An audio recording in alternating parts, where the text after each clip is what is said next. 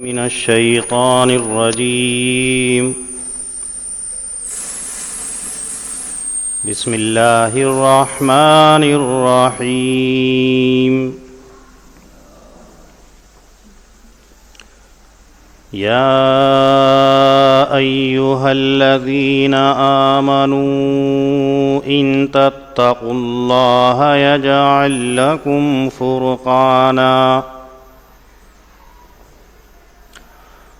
ويكفر عنكم سيئاتكم ويغفر لكم والله ذو الفضل العظيم.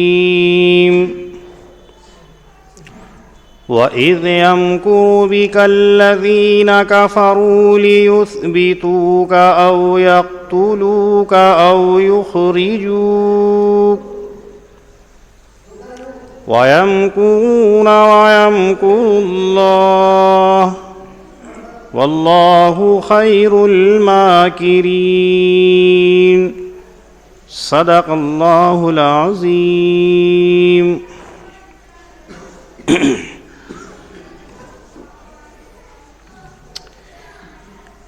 ما سبق کی آیات مقدسہ کے اندر اللہ رب العزت نے مال اور اولاد کو آزمائش کی چیز قرار دیا، اور واقعہ آپ نے سنا تھا سابق کے اندر کہ حضرت ابو لبابہ رضی اللہ تعالی عنہ سے ایک لغزش ہو گئی تھی. نبی کریم صلی اللہ علیہ وسلم نے جو بنو قریظہ کے اندر ان کو بھیجا تھا، وہاں اشارتاً کرائے تھے کہ تمہارا خاتمہ ہے، اور وجہ یہ تھی کہ حضرت ابو لبابہ رضی اللہ تعالی عنہ کی اولاد، اہل و عیال اور مال سارا بنو قریظہ کے محلے کے اندر تھا. تو مال کی محبت اور اولاد کی محبت نے ان سے یہ لغزش کرا دی. پھر انہوں نے توبہ کی، کس انداز سے کی یہ تفصیل آ چکی ہے. اسی کا تتمہ اس آیت کریمہ کے اندر اللہ تعالیٰ ذکر فرماتے ہیں کہ ایمان والوں کو چاہیے کہ کسی کا خوف نہ کریں، نہ اولاد کا خوف کریں، نہ مال کے ضیاع کا خوف کریں، بلکہ اگر خوف کرنا ہے تو پروردگار عالم کا خوف اپنے دل کے اندر پیدا کریں.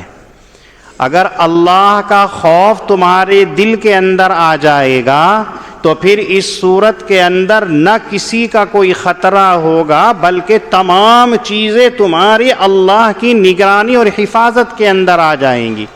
ابو لبابہ رضی اللہ تعالی عنہ کو بھی چاہیے تھا کہ وہ اللہ کا خوف اپنے دل کے اندر کرتے، اللہ کی خشیت اپنے دل کے اندر کرتے.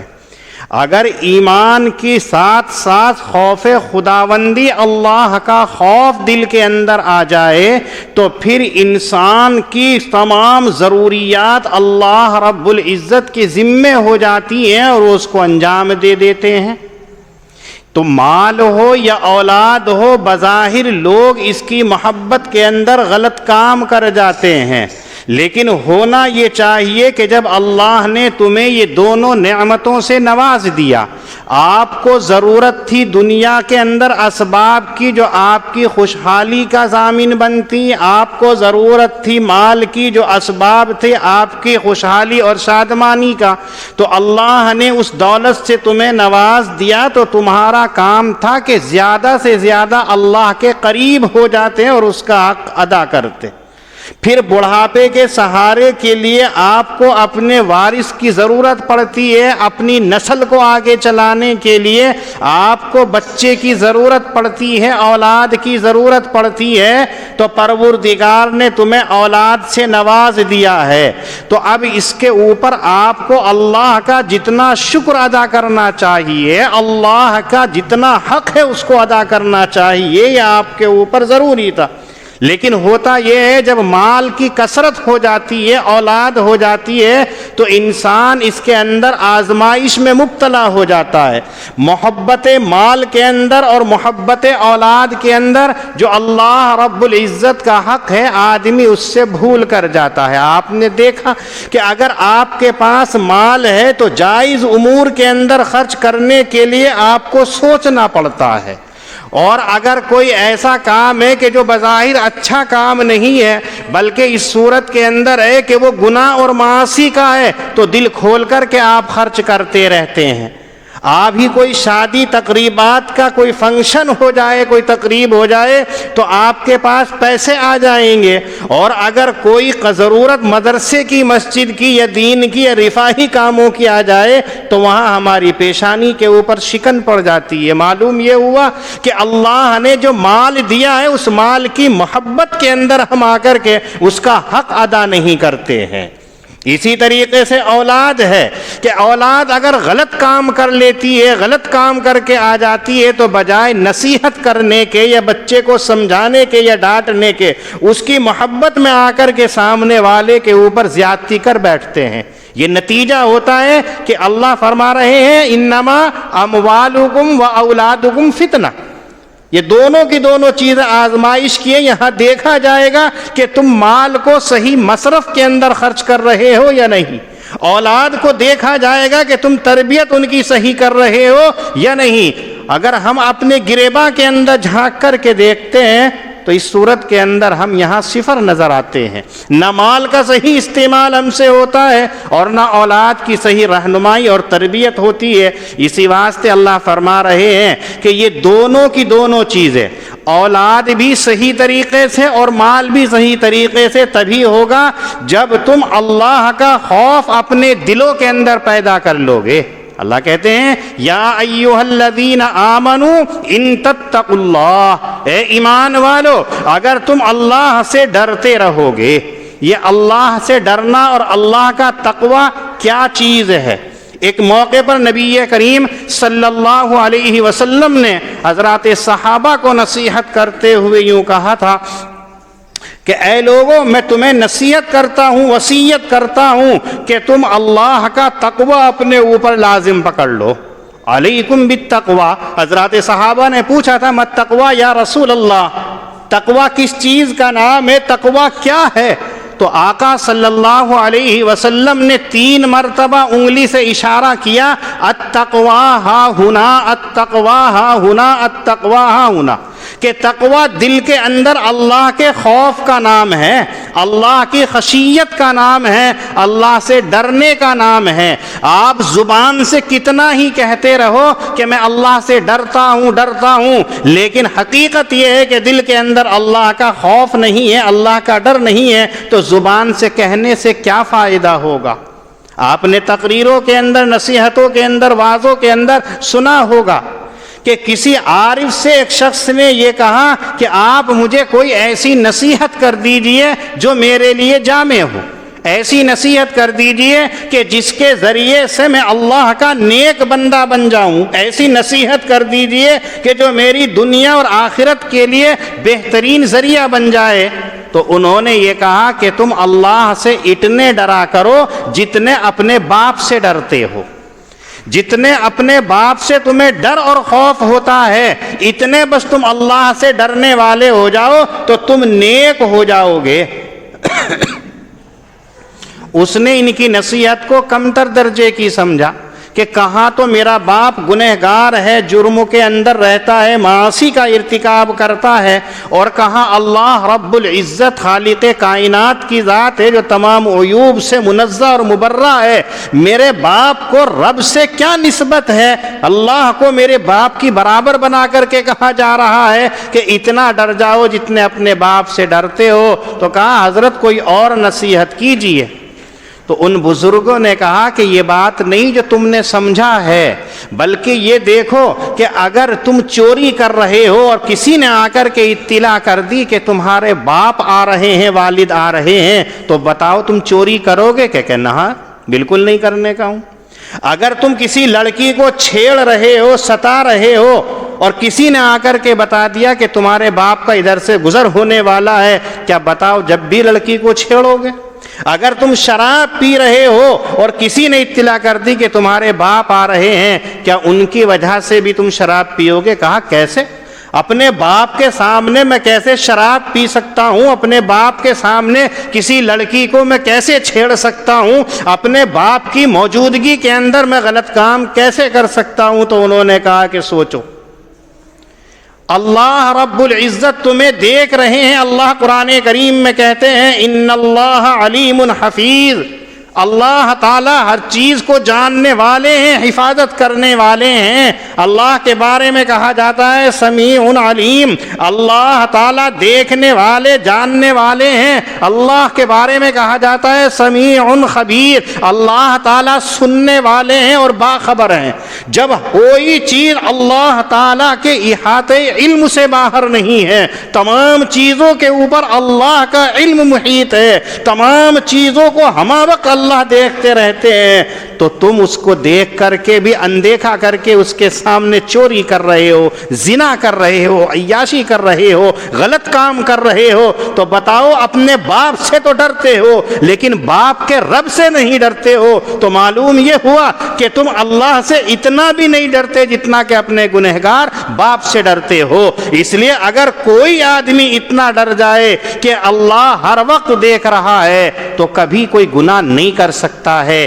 اسی لیے اس آیت کریمہ کے اندر اللہ یہی کہہ رہے ہیں، چاہے مال تمہارے پاس آ جائے، چاہے دولت تمہارے پاس آ جائے، چاہے اولاد تمہارے پاس آ جائے، لیکن حق سے منہ مت موڑ لینا، غلط کام مت کر لینا، اولاد کی محبت کے اندر آ کر کے کوئی غلط قدم مت اٹھا لینا۔ آج ہم اولاد کی محبت کے اندر رب کی نافرمانی مول لے لیتے ہیں، اولاد کی محبت کے اندر ہم اعز و اقارب کو پیچھے چھوڑ دیتے ہیں، مال آ جاتا ہے تو غربا کو ہم نیچی حقیر سمجھنے لگتے ہیں، ان کو اہمیت نہیں دیتے ہیں، ان کا حق ادا نہیں کرتے ہیں۔ یہ ساری کی ساری آزمائش ہے۔ اس لیے سب سے پہلا کام کہ اگر تم واقعتاً وہی کام کرنا چاہتے ہو کہ جس مشن اور مقصد کے لیے اللہ رب العزت نے تمہیں دنیا کے اندر بھیجا ہے، وما خلقت الجن والانس الا لیعبدون، علامہ آلوسی رحمت اللہ علیہ فرماتے ہیں کہ لیعبدون کا مطلب ہے لیعرفون،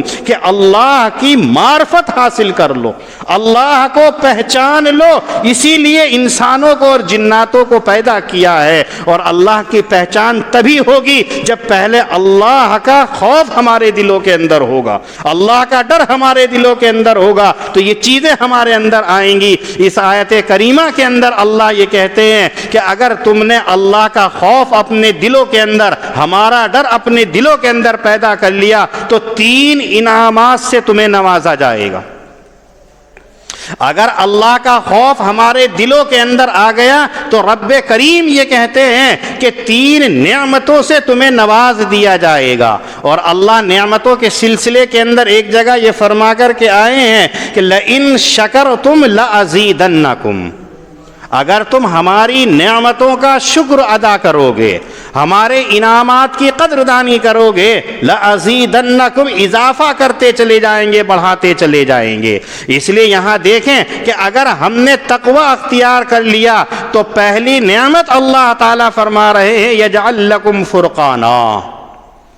کہ تمہیں فرقان سے نواز دیا جائے گا۔ فرقان کس چیز کو کہا جاتا ہے؟ اس سلسلے کے اندر حضرات مفسرین کی مختلف رائے ہیں۔ بعض مفسرین جس میں ابن جریر طبری رحمۃ اللہ علیہ ہیں وہ فرماتے ہیں کہ فرقان کہا جاتا ہے ان چیزوں کو جو حق اور باطل کے درمیان کے اندر فیصلہ کر دیتی ہیں، حق اور باطل کے درمیان کے اندر جو فرق کر دیتی ہیں، اچھائی اور برائی کے درمیان کے اندر جس چیز کو امتیاز کرنے والی چیز ہے اس کو فرقان کہا جاتا ہے۔ اور اسی واسطے معرکہ بدر کے اندر حق اور باطل کے درمیان کے اندر فرق ہوا تو اس کو فرقان کہا گیا، کہ اسلام کو اللہ نے فتح سے نوازا اور اس کے مد مقابل کو شکست خوردہ کر دیا تھا۔ تو فرقان کا مطلب ہے کہ اچھائی اور برائی کے درمیان کے اندر فرق جو چیز کر دیتی ہے وہ فرقان ہے۔ اور جب اللہ کا خوف انسانوں کے دلوں کے اندر آ جاتا ہے تو حق اور باطل کے درمیان کے اندر اللہ تعالیٰ فیصلہ فرما دیتے ہیں۔ اور بعض مفسرین جس میں ابن کثیر رحمۃ اللہ علیہ ہیں یہ فرماتے ہیں کہ فرقان کہا جاتا ہے ایسی عقل و شعور اور ایسی بصیرت کو کہ جس کے حاصل کر لینے کے بعد میں انسان اچھائی اور برائی کے درمیان کے اندر امتیاز کرنے لگتا ہے، اس کو ایسی عقل و خرد سے نوازا جاتا ہے، ایسی بصیرت اس کو عنایت کی جاتی ہے کہ وہ پہچان لیتا ہے کون سی چیز حق ہے اور کون سی چیز باطل ہے، کون سی چیز مفید ہے، کون سی چیز مضر ہے۔ ایسی چیزوں کے لیے اللہ تعالیٰ عقل سلیم سے نواز دیتے ہیں۔ تو جب اللہ کا خوف دلوں کے اندر آ جائے گا تو اللہ ان ڈرنے والوں یعنی اہل تقوی کو پہلا انعام یہ دیں گے کہ ان کو اللہ عقل مندی سے نواز دیں گے،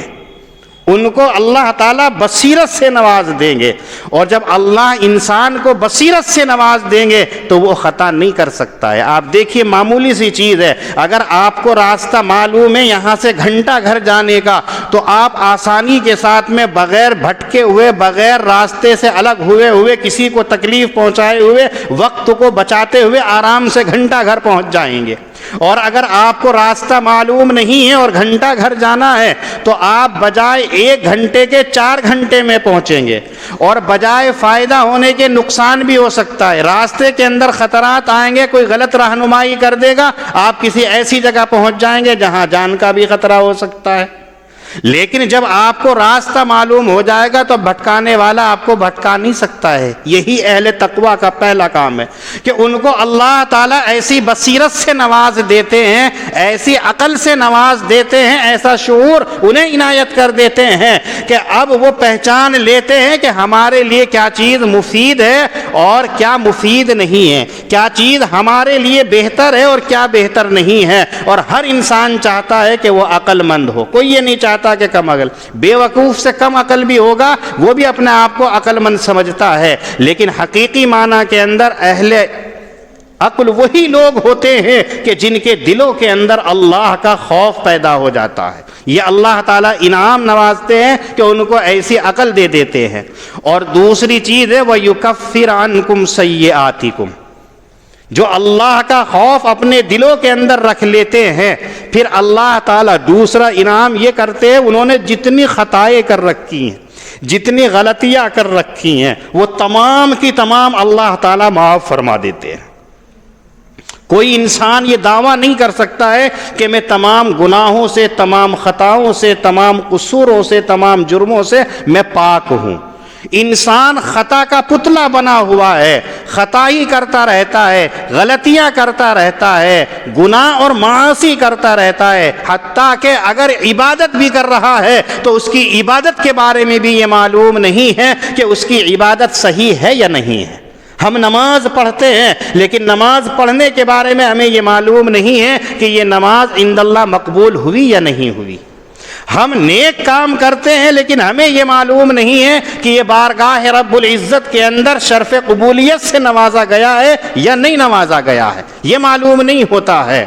ہم سے خطا ہو جاتی ہیں، نماز پڑھ رہے ہیں، ارکان کا ہمیں خیال نہیں ہے، شرائط کا ہمیں پتہ نہیں ہے، واجبات کا ہمیں پتہ نہیں ہے، سنن اور مستحبات کا ہمیں پتہ نہیں ہے، نماز کا طریقہ ہمیں پتہ نہیں ہے۔ اور اس کی بین دلیل یہ ہے کہ اللہ قرآن کریم کے اندر نماز کے سلسلے میں کہتے ہیں ان الصلاۃ تنہی عن الفحشاء والمنکر،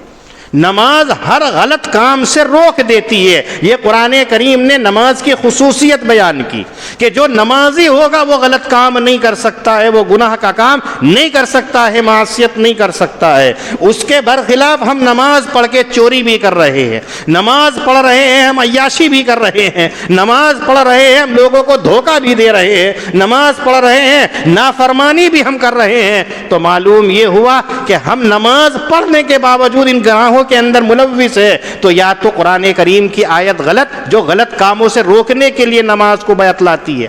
یا یہ ہے کہ وہ صحیح ہے اور ہماری نماز غلط ہے۔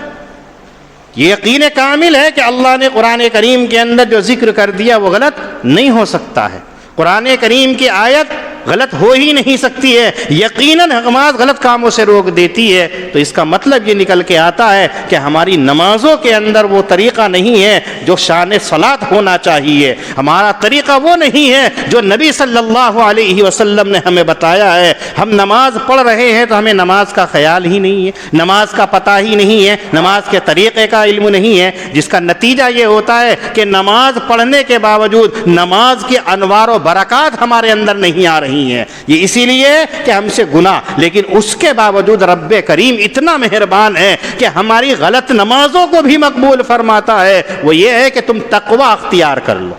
اگر تمہارے دل کے اندر اللہ کا خوف آ گیا، تم نے عبادت کر لی، اس کے اندر کوئی یہ دعویٰ نہیں کر سکتا ہے کہ میں نے صحیح معنی کے اندر عبادت کی ہے، نہ جانے کون سی ہم سے ایسی خطا ہو جائے، پکڑ کا سبب بن جائے۔ لیکن اگر اللہ کا ڈر ہمارے دلوں کے اندر آ گیا، اللہ کا خوف ہمارے دلوں کے اندر آ گیا، تو دوسرا انعام اللہ تعالیٰ یہ کرتے ہیں کہ اس کے تمام خطاؤں کو معاف فرما دیتے ہیں۔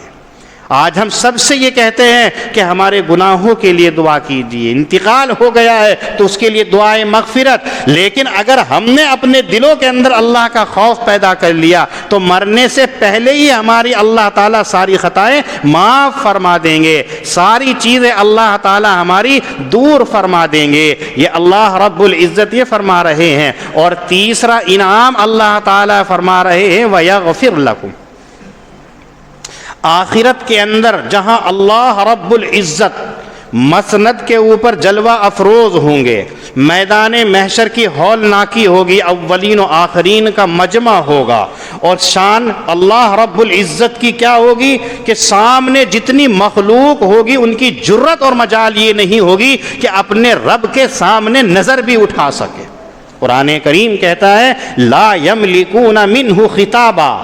جب اللہ رب العزت اپنی عدالت کے اوپر جلوہ افروز ہوں گے تو کسی کی جرت اور مجال اور طاقت نہیں ہوگی کہ وہ اپنے رب کے سامنے لب کشائی بھی کر سکے، اللہ کے سامنے زبان کو حرکت بھی دے سکے، بلکہ اگر زبان غلط بولنا بھی چاہے گی تو قرآن کریم کہتا ہے کہ اللہ تعالیٰ اس دن اس زبان کے اوپر مہر لگا دیں گے۔ اليوم نختم على افواہہم وتکلمنا ایدیہم وتشہد ارجلہم بما كانوا یکسبون۔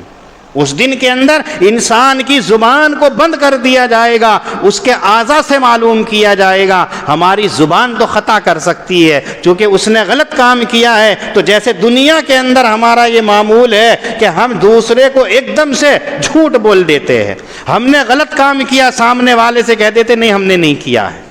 لیکن انسان کے جو اعضاء ہیں وہ رب کے سامنے سچ سچ گواہی دیں گے۔ وہاں جو ہمارے مخالف گواہ ہوں گے، جو حقیقت کے اندر اللہ ہمارے لیے شواہد پیدا کرے گا، وہ ہمارے اعضاء ہوں گے، وہ بولیں گے کہ ہاتھ بتائے گا میرے سے یہ گناہ کا کام کرایا، آنکھ بتائے گی یہ کام کرایا ہے، کان بتائیں گے یہ کام کرایا ہے، پھر غرض تمام کے تمام اعضاء انسان کے وہاں انسان کو کوئی جائے مفر نظر آئے گی، کوئی بھاگنے کی جگہ نظر نہیں آئے گی، وہاں تو پکڑ ہی پکڑ ہوگی۔ لیکن اگر دنیا کے اندر اللہ کا خوف اپنے دل کے اندر پیدا کر لیا تو پھر اس صورت کے اندر کتنی ہی تم نے غلطی کر رکھی ہو، قصور کر رکھے ہوں، آخرت کے اندر اللہ تعالیٰ کہہ دیں گے یہ میرا بندہ ہے، جنت میں چلا جائے گا۔ یہ اللہ تعالیٰ دنیا کے اندر تمام گناہوں کو مٹا دیں گے اور آخرت کے اندر اللہ تعالیٰ اس کو مغفرت سے نواز دیں گے۔ یہ تین انعام ہیں محض اتنے سے کام کے اوپر کہ بندہ صرف اپنے دل کے اندر اللہ کا خوف پیدا کر لے، اللہ کی خشیت پیدا کر لے، اللہ کا ڈر پیدا کر لے۔ اگر اتنا کام ہم نے کر لیا تو پھر اللہ تعالی ہمیں نواز دیں گے۔ یہ تین انعام تو یہاں ذکر کیے جا رہے ہیں، ورنہ تو اور بہت سارے انعامات احادیث مبارکہ کے اندر ذکر کیے ہیں، اور تمام چیزوں کا ماحصل یہی ہے کہ انسان اپنے دل کے اندر تقوی کس چیز کا نام ہے؟ حضرات فقہا فرماتے ہیں کہ تقوی کے مختلف مراتب ہیں، ان میں سے ایک درجہ یہ ہے کہ انسان حرام چیزوں سے بچ جائے اور حلال چیزوں کا استعمال کرے تو سمجھا جائے گا وہ متقی ہے۔ جب آپ کوئی کام کر رہے ہو تو اس وقت کے اندر اپنے دل سے پوچھو پہلے تو یہ تھا کہ اہل علم سے معلوم کر لو، لیکن آج ہم اتنے خود غرض ہو چکے ہیں کہ اگر کسی عالم سے مسئلہ معلوم کرتے ہیں تو یہ دیکھتے ہیں کہ یہ ہمارے منشا کے مطابق مسئلہ بتا رہا ہے یا نہیں۔ اگر ہماری منشا کے مطابق مسئلہ ہوتا ہے تو کہتے ہیں بڑے حضرت ہیں، بڑے مفتی صاحب ہیں، اور اگر ہماری منشا کے خلاف بتا دیا اسے کچھ نہیں آتا ہے۔ روزمرہ یہ حالات آتے ہیں، اور سب سے زیادہ طلاق کے مسائل اتنے آ رہے ہیں کہ آج مسلمانوں کے اندر سوائے طلاق کے کچھ رہا ہی نہیں ہے۔ ذرا سی بات ہوتی ہے طلاق طلاق طلاق، نہیں، اور پھر بعد میں پچھتاتا ہے تو اب گنجائش نکالنے کے لیے کبھی ادھر جائے گا، کبھی ادھر جائے گا، کبھی وہاں جائے گا، جہاں بھی کسی نے غلط مسئلہ بتا دیا اس کی منشا کے مطابق ہے اسی پر عمل کر لیتا ہے، اور جو صحیح بتا دیتا ہے اسے کہتا ہے اس کو پتہ نہیں ہے۔ ایسا نہیں کرنا چاہیے، اس لیے کہ جب اللہ نے تمہیں کسی چیز سے نواز دیا ہے تو تم یہ دیکھو کہ ان چیزوں میں سے جو نوازا گیا ہے وہ قلب سلیم سے نوازا گیا ہے۔ تم اپنے دل سے معلوم کرو کہ واقعاتاً جو میں مسئلہ معلوم کر رہا ہوں، اس لیے کہ ایک حدیث کے اندر آپ صلی اللہ علیہ وسلم نے حضرات صحابہ کو یہ کہا تھا سل قلبہ کا، اگر کوئی بتانے والا نہ ہو تو پھر تم اپنے دل سے معلوم کر لو کہ یہ بات صحیح ہے یا غلط ہے۔ انسان کا دل کبھی غلط نہیں بتاتا ہے، بس اس کے اوپر ملمہ سازی کے لیے، اپنے غلط کو صحیح کرنے کے لیے ایسے عالم کی تلاش میں جاتا ہے کہ جو اس کی مرضی کے مطابق یا من مرضی بتلا دے۔ ایسا نہیں ہے، اسی لیے حضرات فقہا فرماتے ہیں کہ تقوی نام ہے حرام سے بچ جانا اور حلال چیزوں کا استعمال کرنا۔ آپ کسی کی کوئی چیز لے رہے ہیں تو یہ دیکھو یہ میرے لیے جائز ہے یا نہیں ہے۔ کسی کی شان میں کچھ کلمات کو ادا کر رہے ہو تو دیکھو کہ کہیں گستاخی تو نہیں ہو رہی، کہیں غلط کام تو نہیں ہو رہا ہے۔ آپ نظر ڈال رہے ہو تو یہ دیکھو میری نظر صحیح جگہ پڑ رہی ہے یا حرام چیزوں پر نظر پڑ رہی ہے۔ آپ کا دل فوری طور پر، مثلا اجنبیہ لڑکی اگر جا رہی ہے تو آپ کا من تو یہ کر رہا ہے اس کو دیکھے، لیکن دل سے جب آپ پوچھو گے تو فوری طور پر یہ کہے گا کہ یہ اجنبیہ میرے لیے حرام ہے، میری بیٹی کے درجے میں ہو سکتی ہے، میری بہن کے درجے میں ہو سکتی ہے، میری ماں کے درجے کے اندر ہو سکتی ہے، اور ان کے اوپر نظر ڈالنا حرام ہے تو اس کے اوپر بھی میرے آقا صلی اللہ علیہ وسلم حرام بتا کر کے گئے ہیں، تو دل فوراً بتا دے گا اس پر رک جاؤ۔ لیکن اس کے باوجود ہم دل کو مانتے نہیں ہیں، بس جو جی میں آ رہا ہے وہ کرتے چلے جاتے ہیں۔ اس لیے حضرات فقہا کا مسلمہ یہ ہے کہ آدمی متقی اگر بننا چاہتا ہے تو حرام کردہ چیزوں سے اپنے آپ کو فوراً روک لے، علیحدہ کر لے، اور حلال چیزوں سے فیض حاصل کرتا رہے۔ پھر نتیجہ کیا ہوگا؟ واللہ ذو الفضل العظیم۔ انسان ہے کوتاہ علم ہے، یہ ذہن میں آئے گا کہ اگر دنیا کے سارے لوگوں نے تقوی اختیار کر لیا تو اللہ تعالیٰ سب کو یہ انعام سے نواز دیں گے تو خزانے میں کمی آ جائے گی۔ جیسے دنیا کے اندر ہے، اگر کوئی 100 روپے لٹا رہا ہے اور ساری کی ساری پبلک جانے لگے تو اس کا خزانہ خالی ہو جائے گا۔ یہ انسان کی سوچ ہوتی ہے، تو اللہ نے آخری آیت کے اندر جز کے اندر کہہ دیا واللہ ذو الفضل العظیم۔ ایسا نہیں ہے۔ مثلا آج کا دور قریب ہے کہ الیکشنوں کا آ رہا ہے، انتخابات کا آ رہا ہے، جتنے امیدوار ہیں سب نے اپنی تجوری کھول رکھی ہیں، جو بھی ضرورت کے لیے جاتا ہے فٹاک سے اس کو پیسے دے دیے جاتے ہیں۔ ادھار کے نام پر بھی لے رہا تو کیا کوئی بات نہیں ہے، آپ کام کرتے رہو۔ منشا یہ ہوتا ہے کہ ہمیں کامیابی مل جائے، سارے ہمیں مل جائیں گے، لیکن الیکشن میں ہزاروں کھڑے ہوتے ہیں لیکن چند ہی کا انتخاب ہوتا ہے، اور ان کی تجوری جو کھلی ہوئی تھی اب خالی ہو گئی ہیں۔ اب گھر کی ضرورت کے اندر بھی لالے پڑے ہوئے ہوتے ہیں، گھر کے اندر جو اختلافات چل رہے ہیں بیوی سے، بچوں سے، کیونکہ ان کے خزانے محدود ہوتے ہیں۔ یہی انسان سوچتا ہے کہ اللہ کے خزانے کے اندر بھی یہ کمی نہ ہو جائے، تو اللہ کہہ رہے ہیں واللہ ذو الفضل العظیم۔ اللہ کا فضل بہت بڑا ہے، یعنی اس کے خزانے کے اندر کوئی کمی نہیں ہو سکتی ہے۔ اس کا خزانہ تو لامحدود اور غیر متناہی ہے، بلکہ وہ جتنا دیتا ہے اتنا ہی اس کا خزانہ بڑھتا چلا جاتا ہے۔ تو اللہ تعالیٰ کے لیے اگر تم نے اس کا خوف اپنے دلوں کے اندر بٹھا لیا، اللہ کا ڈر اپنے دلوں کے اندر بٹھا لیا، تو اللہ تعالیٰ عقل سلیم سے نواز دیں گے، حق اور باطل کے درمیان کے اندر امتیاز کر دیں گے، اور دنیا کے اندر تمہاری خطاؤں کو معاف فرما دیں گے، اور آخرت کے اندر مغفرت کے فیصلے فرما دیں گے۔ یہ تین انعام اس آیت کریمہ کے اندر اللہ تعالیٰ ذکر فرماتے ہیں، یا ایھا الذین آمنوا ان تتقوا اللہ، اے ایمان والو اگر تم اللہ سے ڈرتے رہو گے، یجعل لکم فرقانا، تو تم میں کر دے گا وہ فیصلہ، ویکفر عنکم سیئاتکم، اور تم سے تمہارے گناہوں کو معاف کر دے گا، ویغفر لکم، اور تمہاری مغفرت فرما دے گا، واللہ ذو الفضل العظیم، اور اللہ کا بڑا ہی فضل ہے۔ اللہ پاک ہم سب کو دین کی صحیح سمجھ عطا فرمائے۔ وآخر دعوانا ان الحمد للہ رب العالمین۔